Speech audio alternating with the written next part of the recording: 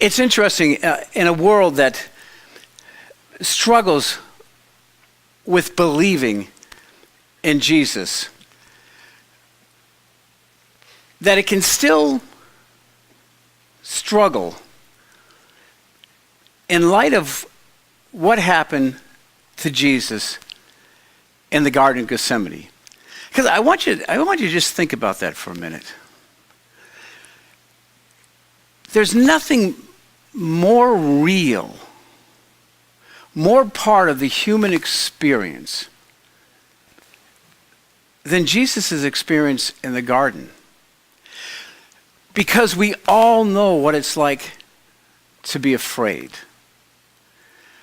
We all know what it's like to be scared. When you look at these pictures behind you, there are an abundance of pictures that have been painted, media that has been composed, that seems to be able to really focus in on the agony of the garden, on the agony of Jesus. Because when we read this story, we can feel it because we know what it feels like.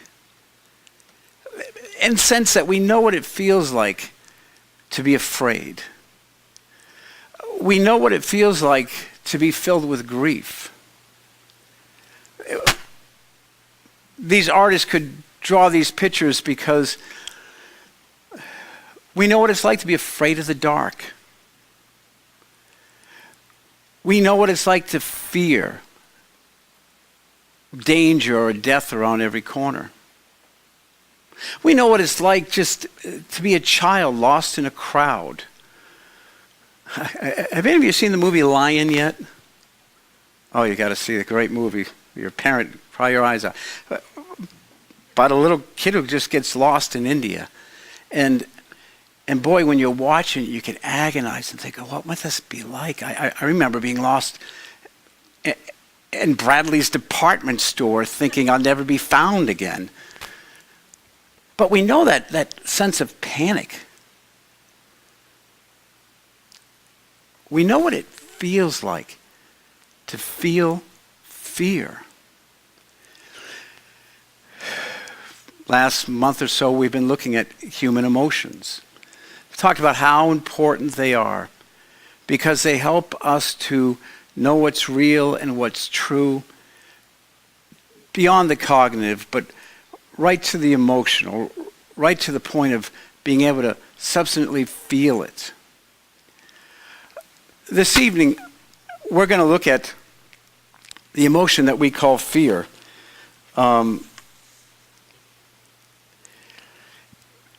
Because fear is a confusing thing. When we think of fear, we think about being lost in the darkness. We think about impending doom. We think about losing everything.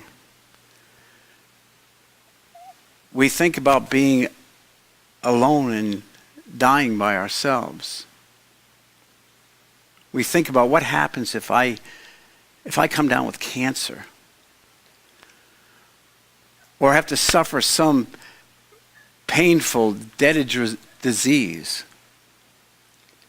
When we think about fear, we don't want to think about it. And yet, fear can be a very positive thing when we fear the right things.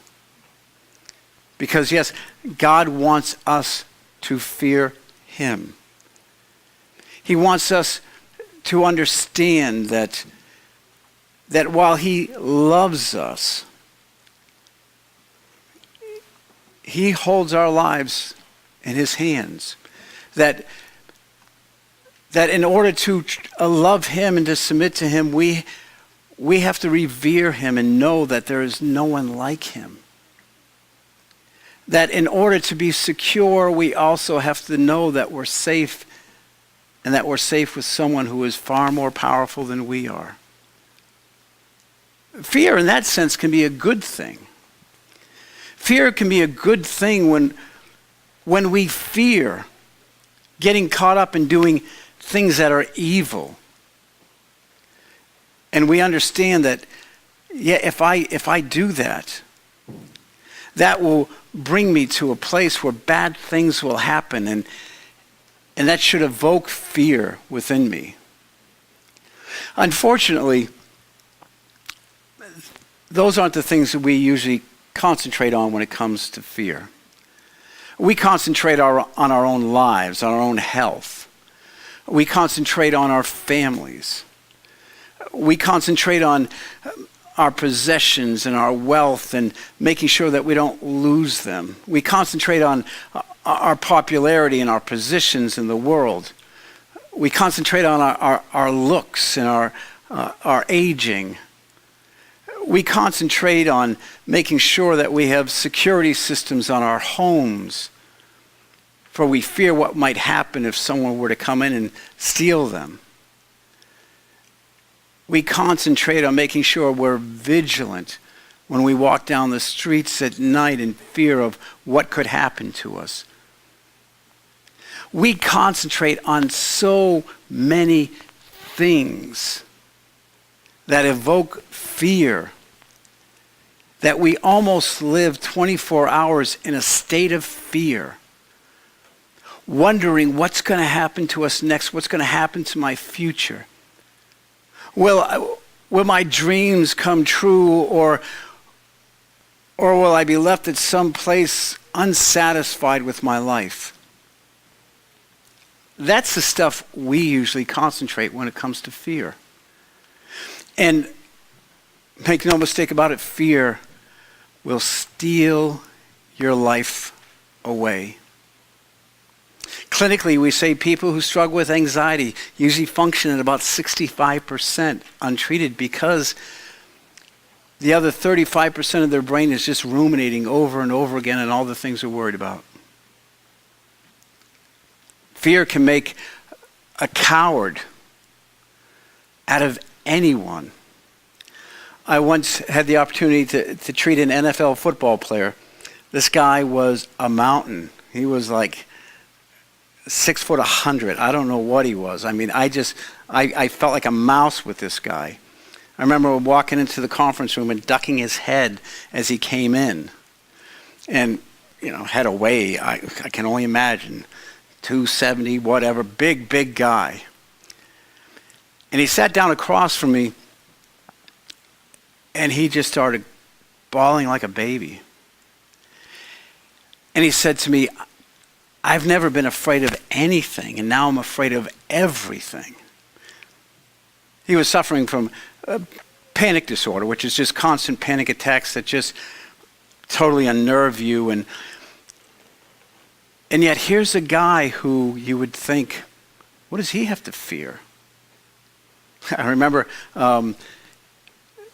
he came for an appointment with Dr. Manzanero. If anybody ever have seen him around here.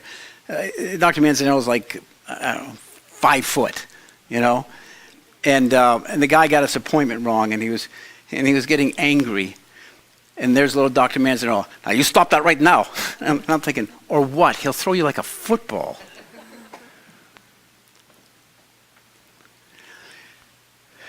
Fear does terrible things to us.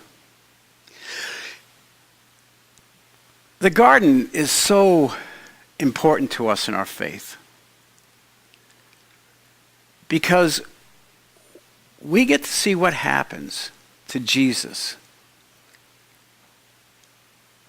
when he's being pressed in from all sides, when the darkness is the darkest it's ever been, when evil is surrounding him and mocking him, when his friends are deserting him, can't even stay awake. When Jesus cries out. This morning, this evening, we'll just take a few minutes and look at this passage for a bit. This is a time where Jesus he's already preached his last sermon. He's already done his last miracles. He's come into Jerusalem and he's ministered to the people, but his time got less and less, and now he's just alone with his disciples. knowing that his time was near for the cross, he spent it with that core group of people, that they wouldn't be afraid, that they would understand, that they would feel safe and secure. And then, probably around midnight on that Thursday, or some people argue Wednesday, but it was probably right around midnight, he went into the garden to pray, to seek God, to seek comfort. It's interesting, the word Gethsemane, it means wine press. And it's so apropos, because when grapes are pressed, the juices are pressed out of them. Almost a metaphor for life being pushed out of somebody. And that's what was happening to Jesus in the garden. I want to look at this for a minute. I want us to see the reality of fear and yet the reality of how God would have us to approach it. I want us to see the power of God in the midst of it. And so let's just take a minute and look at Matthew's gospel. Then Jesus went with his disciples to a place called Gethsemane. And he said to them, "Sit here while I go over there and pray." He took Peter and the two sons of Zebedee, James and John, along with him, and he began to be sorrowful and troubled. Now, why did he take Peter, James, and John and not the others? I suspect because they were going to be the primary key movers and leaders in the church. Because he wanted them to see how to deal with fear when it comes. He wanted them to see what God can do in the midst of crisis. And so he calls them to come, and this was Jesus' inner circle. These were the people that he looked at to be the leaders.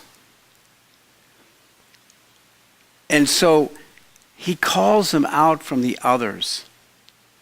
And you would think that they would be vigilant, that they would be thinking, there's something here for us in this, that he wants us here. Let's not miss anything. And yet we read, then he said to them, "My soul is overwhelmed with sorrow to the point of death. Stay here and keep watch with me." Going a little farther, he fell with his face to the ground and prayed, "Father, my Father, if it is possible, may this cup be taken from me. Yet not as I will, but as you will." Then he returned to his disciples and he found them sleeping. Now, he wanted them there because he had something for them. I also believe he wanted them there because they were the most trusted, and he also wanted just the human support that we all want.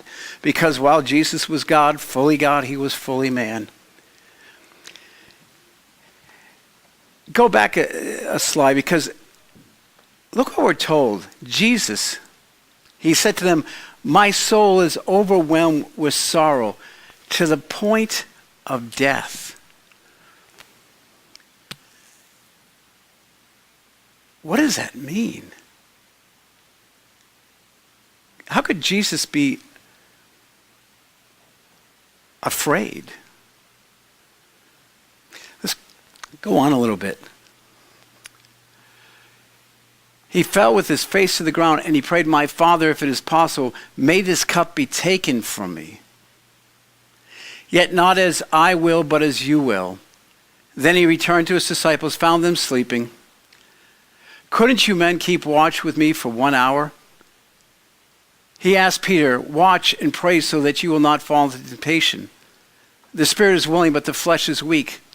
He went away a second time, and he prayed, my Father, if it is not possible for this cup to be taken away unless I drink it, may your will be done. When he came back again, he found them sleeping because their eyes were heavy. So he left them again and went away once more and prayed the third time, saying the same thing. And then he returned to his disciples and said, are you still sleeping and resting?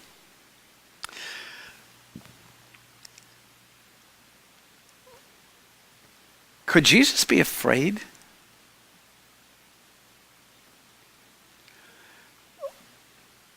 What in the world could he fear? Plenty of people have died for what they believed in.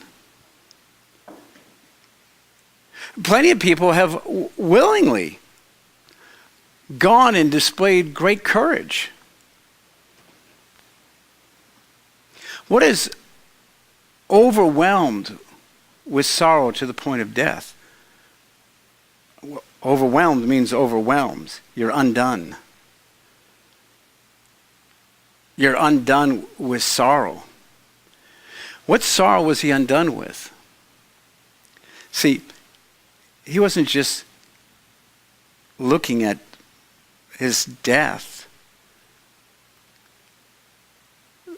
The fear that came over him as a human being was a fear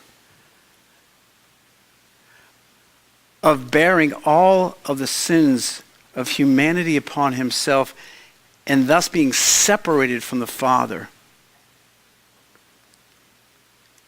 Because in order to bear the wrath of the Father, he had to be cut off. See, the only thing that concerned Jesus was not the pain of the cross.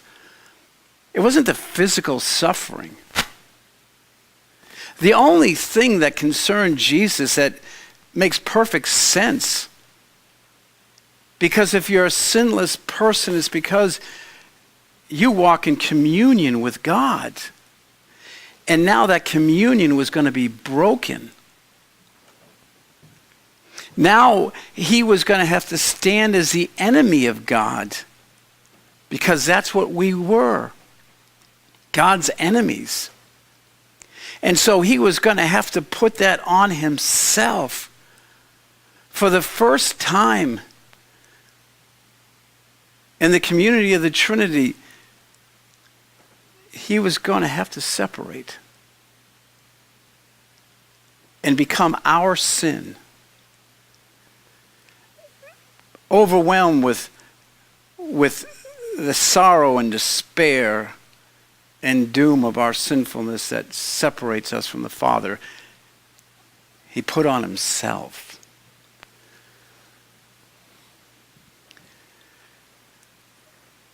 And have to endure the wrath of the Father in the midst of it.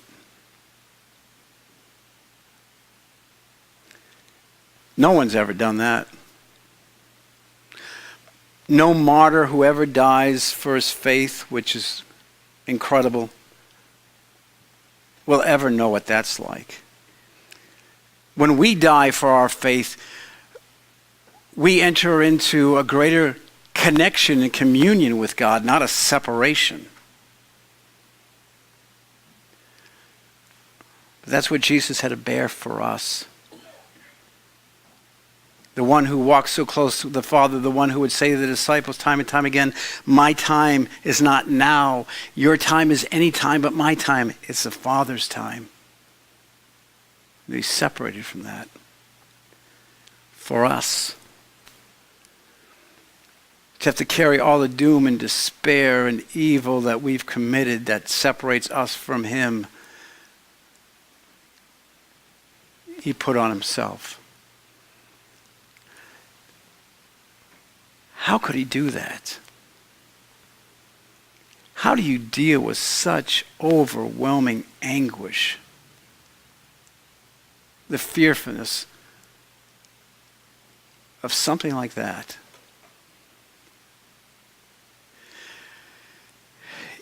You do it when you put the sovereignty of God over the fear of man.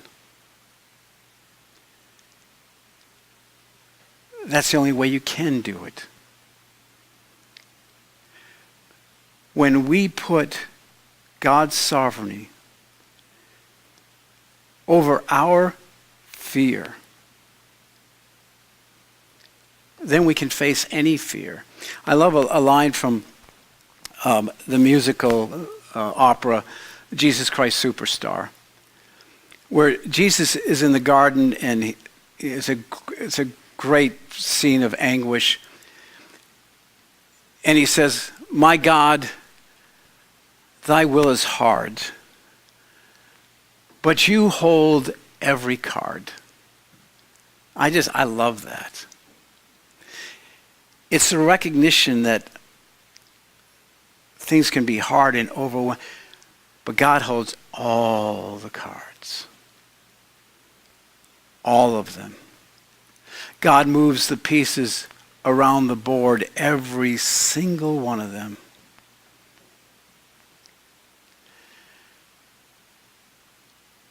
What is it that was able for Jesus to say, "God, take this cup away from me, but if not, then let your will be done"? Yeah, did Jesus want to be separated from the Father? Did he want to become an object of evil and scorn? Of course not. But he knew his Father's will, and he knew the Father's will was perfect. What would happen if you and I, in the midst of our worrying about money, in the midst of our worrying about our health, in the midst of our worrying about our family, our kids, and how they're going to turn out, and whether we're going to be able to retire, what if we just said, "God, your will be done"? Because it's going to be anyways. And that's just the reality. And God's will is perfect. And it is perfect and pleasing to those who seek it and follow it, no matter where it leads them.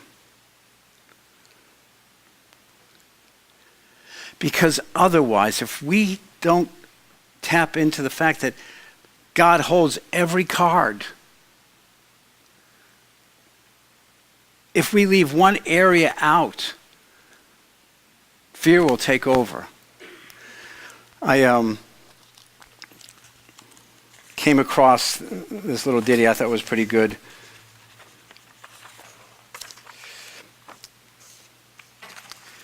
My grandfather rode a horse, but was afraid of the train. My great-grandfather rode a horse, but was afraid of the train. My grandfather rode a train, but was afraid of a car. My father rode in a car, but was afraid of an airplane. I ride in an airplane, but I'm afraid of a horse. This is human nature. We don't evolve. Our fears just shift. Unless we're willing to go anywhere and do anything that God wants us to do and not worry about it because God is in control. Because God is sovereign.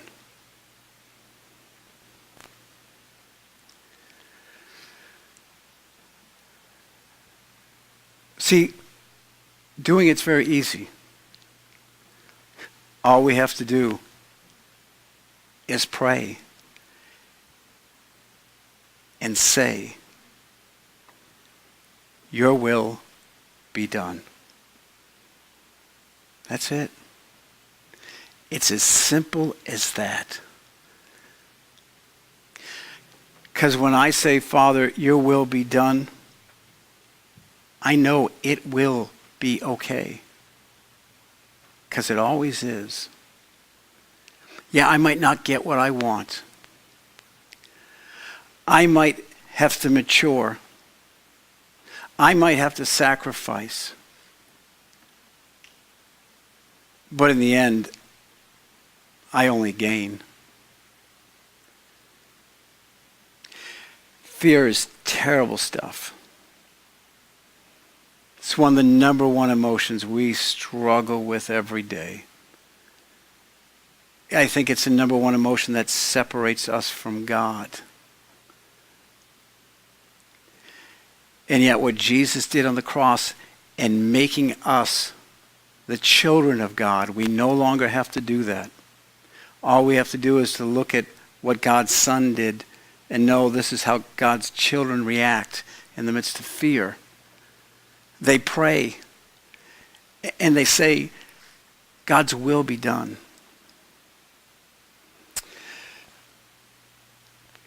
There was a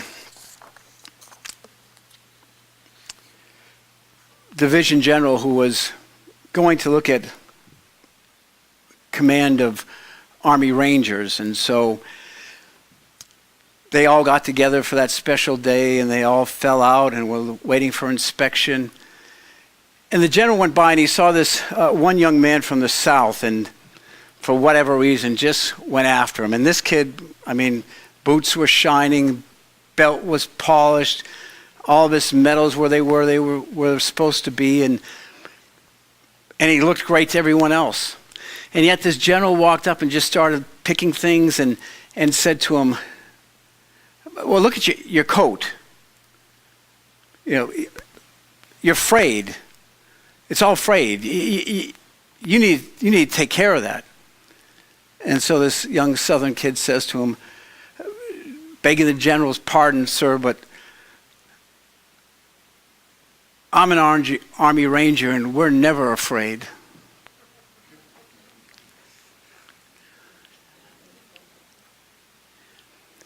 It's important for us to remember that we're covered with a cloak. We're covered with the will of God all over us. God only lets you wander so far. And yet we pay for our wandering, but in the end of the day, he's going to bring us right where he wants us. At the end of the day, he's going to bring us right where he wants us. So we might as well go and not be afraid. When we say his will be done, it's not because we said it. His will is going to be done. Because it's never frustrated, it's never thwarted, it never fails. And if we can hook ourselves to that, then maybe there'll be a shift in us. That we'll be afraid of the right things. That we'll be afraid of doing anything that would separate us from God. That we'll be afraid of going into evil temptation. And if we're afraid of those things first and foremost, what is there to be afraid of? Let's join our hearts in prayer.